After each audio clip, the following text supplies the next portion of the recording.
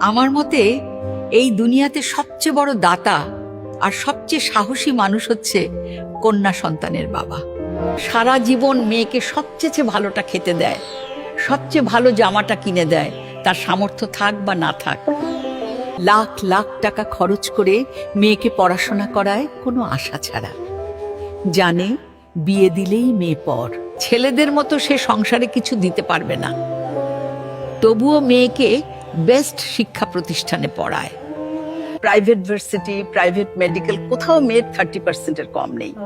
অথচ এই লাখ লাখ খরচের আউটপুট অলমোস্ট শূন্য আমাদের দেশে। কোনো মেয়েই তার বেতন বাবার হাতে তুলে দেয় না, দিতে পারে না, দিলেও বাবা তা নেন না। সমাজটাই এই রকম।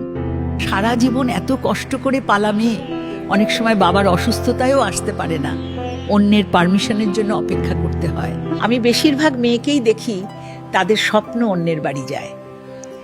ঈদের দিন, পুজোর দিন, উৎসবের দিনে এই মেয়েদের কষ্টের স্ট্যাটাস দেখতেও খুব খারাপ লাগে। তবুও কন্যাদান তো করতেই হয়, বুকে পাথর চেপে।